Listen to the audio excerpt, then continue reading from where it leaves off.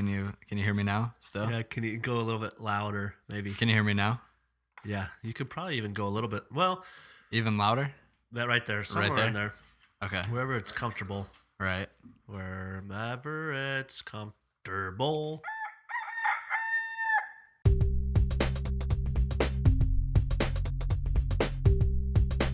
Hey guys, what's up? It's Aaron here from UNDER54 Disc Golf with another podcast episode. Podcast54, episode 5. I think it's 5. Yeah, it's 5.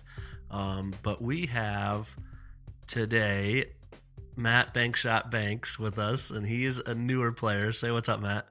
How's it going, guys? He's a newer player, and he put together, how many you got? About seven we questions. got about 7 questions here. You might need to talk a little bit closer. We have about 7 questions. There you go. So he's going to ask some questions here. He's been playing for a few months now, and he just had some questions. I guess you could say I'm more of a veteran when it comes to disc golf. I've been playing for 10 years, so he put together some questions, and he's going to ask away, and we're going to talk about it and discuss a little bit and go from there. So what's your first question, Bank Shot? All right. The first question I got here is what type of disc should a new player start with? Should you start with a putter, or how would you? Okay. Actually, first, let me ask you, what was your first disc? What disc did you start with? My very first disc I picked up was a Champion Wraith. A Champion Wraith. That's Probably probably it and everything. that is probably the wrong choice for a beginner. Okay. I think for a beginner, I think like a mid-range, something like a Rock or an M4, something, or I guess the Innova, they do the Shark discs for their mid-range and their beginner packets, but something like a mid-range that kind of can fly real straight on a slower arm speed. People get so caught up in getting the fastest discs because they want to throw the farthest, and it just doesn't work out usually because your arm speed isn't quite there. But what other disc did you get when you started? My first putter was a Banger. A Banger? I still use that today, actually. Do you still have any, or did you lose them all at Albion? I lost quite a few at Albion, so I might be trying something new. You might be trying something new. I Yeah. have to. So would you think? So you're looking more at like accuracy, Okay. instead of distance type thing. Yep. I think you want to start out with a mid-range because people get so frustrated when they start out with a high-speed driver and it is hyzer. You're throwing like 70 feet and you're probably throwing 30 feet high in the air, and it's hyzer and way out because you don't have the arm speed to control that disc or to get that disc up to its speed. So something a little bit slower. I wouldn't go as slow as a putter just because I guess it's kind of like throwing a beach frisbee, but the mid-range actually gives you a little bit more feel like you're actually playing disc golf and you're getting distance with it. So I would say somewhere, like a Rock or an M4 or a Shark, something like that. Okay, so more of like a stable type disc, or I think those would be, well, a Rock, I guess the numbers on that is like 4403. Not that the numbers really mean anything, but I guess that would be kind of slightly overstable numbers. An M4 is almost the most understable mid-range that Prodigy has, and I don't know the numbers on a Shark, but yeah, something stable to understable to begin with. okay. What do you got? What's the next question? What do you got for me? I was also going to ask you about the plastic. Does that make a difference based on? Yeah, I think so. I think plastic for, you said you got a Champion Wraith first? Yep. Champion's pretty, I guess it's more overstable plastic just because it doesn't beat in as fast. Okay. But if you get like a DX Rock or a 200 M4, Jared's actually been throwing those and loving those, and they beat up quick, so they can really start to turn over and give you that S line if you're a newer player or whatever. But I think some basic plastic to begin with is the best way to go, and it's also the cheapest. So you can get a disc for like $8 and start disc golf, that way. That's not bad at all. But Okay. what What is some of your favorite plastic now? Do you Definitely Star. you like Star? I Why do love you? Star plastic. It's just like the grippiness, you think? I believe so. It feels Okay. just it's Have amazing. you? Are you stuck on Innova? Are you I like? have a mixed bag, honestly. I'm like I said, I'm newer, so I'm looking just for what works for Yeah, me. you're So you're I'm just going. giving everything a try at this Yep, point. going all over the board. That's good. I think. Have you been going to disc traders in Battle Creek? Yeah. Yeah, that's good because you can go get some used discs and try out and see what you like before you're spending 18, 19, $20 a disc. And Right, that adds up pretty fast. yeah, it does. What do you S- got? What do you got? Bank shot. let's see. I've got some win questions. Some wind. Okay. That's been throwing my game off a lot, especially after Albion. Okay. Just Yep. basically, tailwind, headwind, What? crosswind, like what to throw in certain situations. Okay. When I started disc golf, it was in Kansas City. So I played a lot of the courses in Kansas, and it is, most people that play the Glass Blown Open, which I think that's going on next week. But playing in Kansas is always super, super windy. So I learned how to play in the wind right off the bat, and it's a whole new game.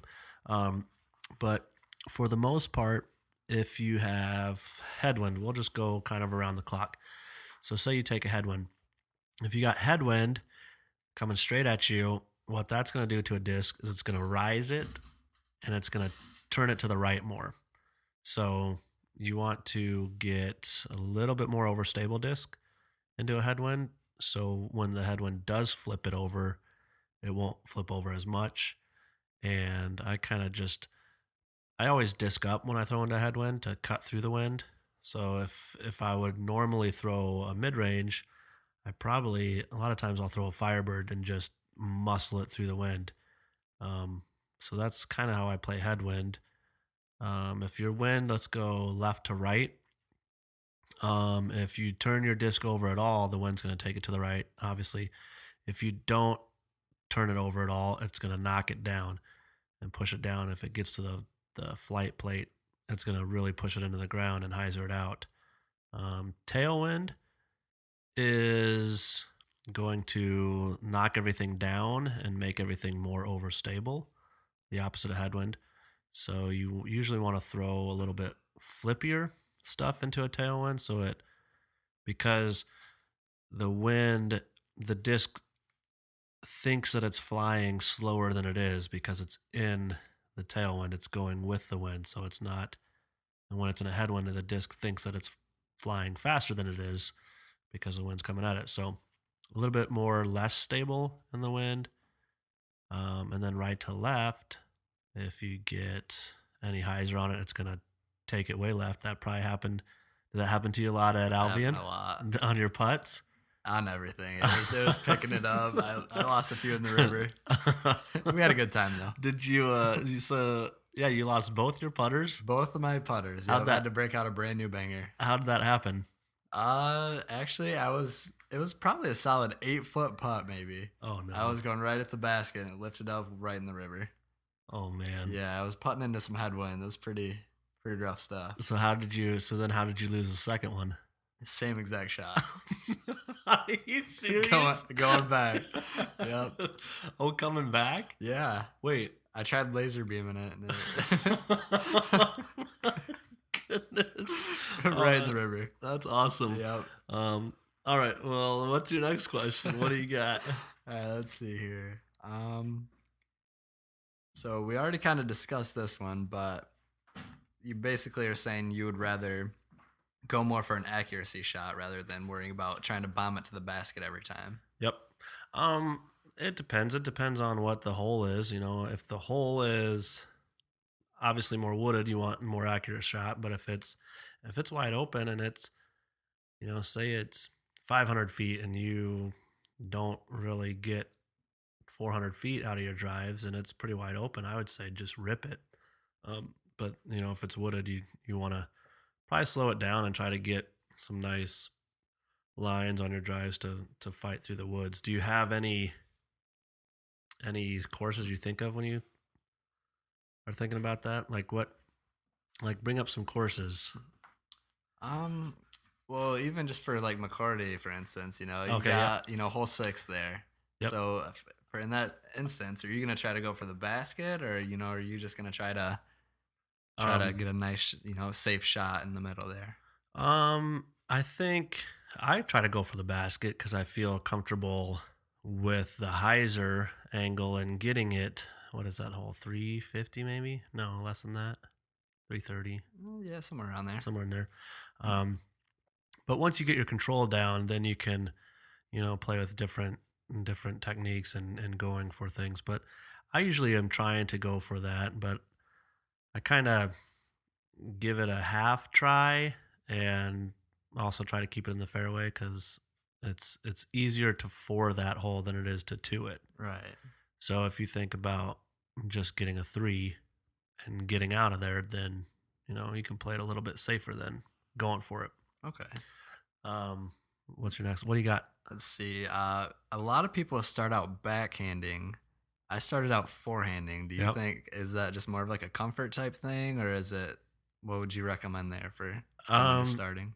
I think it's a comfort thing. I actually started out forehand, and I think at first you're not used to turning your back to the pin. You can look at your pin. You can look at your target where you're trying to throw it, and I think you don't have to use so many steps, or I think that it's just a little bit easier to start out that way. And I started out that way, and which isn't bad, but I think you'll always be able to throw farther with a backhand shot than you with a forehand shot, just because you can build more momentum from the ground up and really get that reach back.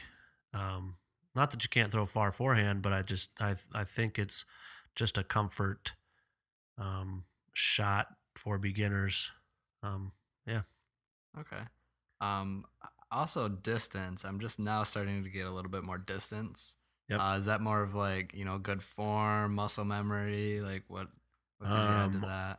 The nice thing about disc golf is, or I guess all sports, is the more repetition you have, the more that you do it, you shouldn't get worse at it. Sometimes you'll have where you might get like more power and your discs will start to turn over a little bit more, so your accuracy will go away from you. But I think for the most part,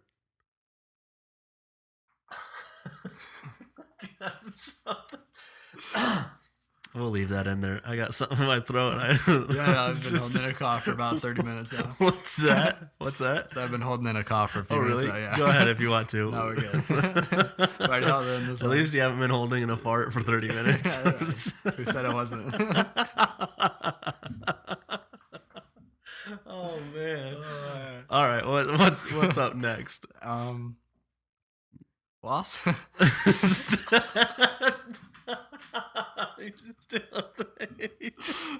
Oh man! I forgot what we were even talking about. Yeah, me too.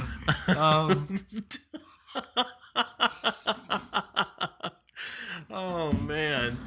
All right, let's get this back going. We're going south there for a second there. Okay. How often do you think somebody? Is that water on the floor? Oh my goodness! Oh my goodness! Oh my goodness! All right. Okay. All right. So let's try to carry on. Okay. All right, we got this. Okay. All right. Back to the question.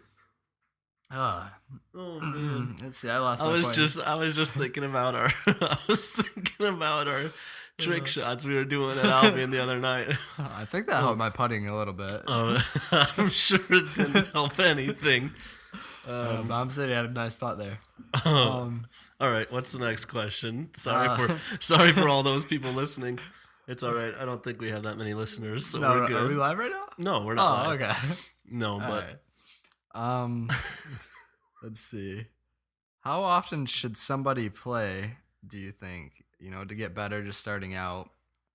And like, what's the best way to kind of practice? Just kind of getting out there, or just I think so. I think when you're new, just you fall. I guess if you fall in love for it right away, you go every day. Oh man, I'm not gonna be able to finish this. So you go new every day, and I think a lot of times that's what's that? What did you say? What did you say? You go new every day? Oh, did I say that? Yeah. This episode is going south fast. Gotta give the people what they want. Give the people what they want. They want more bank shot, I think. They do. Yeah, so when you're new and going every day, Okay.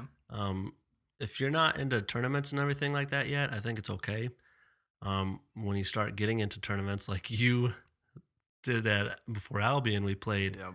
What'd you play? 54 holes the day before the tournament? Yeah, I would not recommend that to anybody. Yeah, don't do that because then you'll be super dead. My shoulder hurt the entire day. But I think if you're not really into the tournament scene, it's fine. Oh my gosh. All right. Do you have any more questions? I have a few more here. You have a few more? Okay. Okay. That's all right. You said do a podcast. We're doing a podcast. We're giving the people what they want. Oh, okay. All right. Let's see. Where did we leave off? I don't remember. People are gonna listen to this and think that we are ridiculous. Oh god. It'd be different if they could see us right now. Yeah, that'd be even better. So would you recommend practicing in like an open field, or yeah, I just think trying to learn the flight of the disc, basically? Yep. I think so. I think if you are practicing in tighter woods and stuff like that, you're just gonna get frustrated. If you're this isn't gonna work.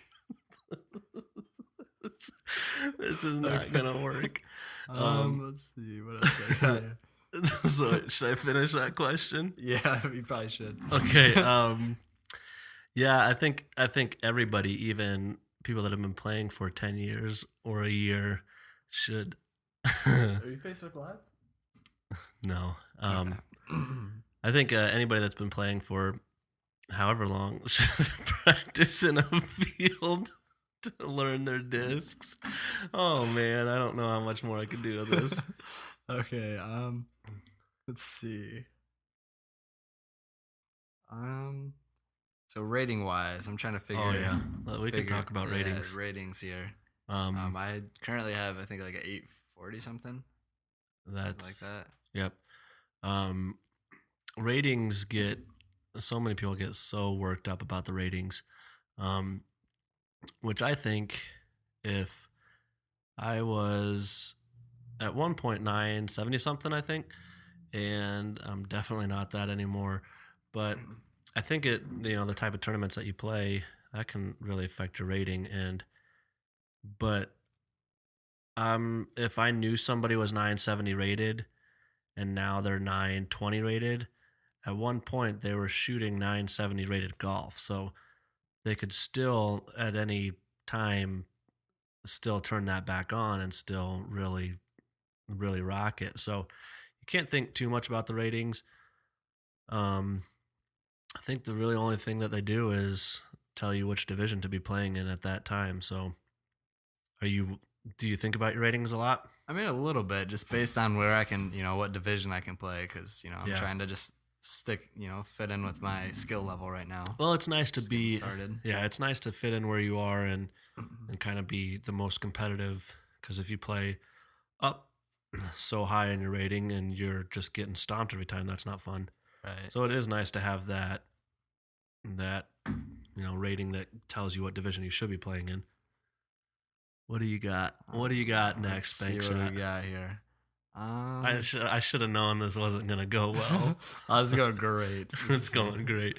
I can just think of Lee. I think of Lee right now and his Explorer just laughing at us. Oh yeah, saying those idiots. Oh yeah, Lee's gonna love this one. Yeah, he is. This podcast is for you, Lee. Just for you. Shout out to Lee. Yeah, if we only have one view, we hope it's Lee. We just need Lee. Well, that's enough for this episode of the Laugh Attack. You got anything else, Banks Shot? Nope, that's pretty much it. I just want to thank Aaron and Under54 for this podcast. Sweet, man. Yeah, you can check us at under54.com. We're on Instagram at Under54 Disc, Facebook, Under54 Disc Golf. Yeah, just get a hold of us if you have any questions. And yeah, thanks for listening.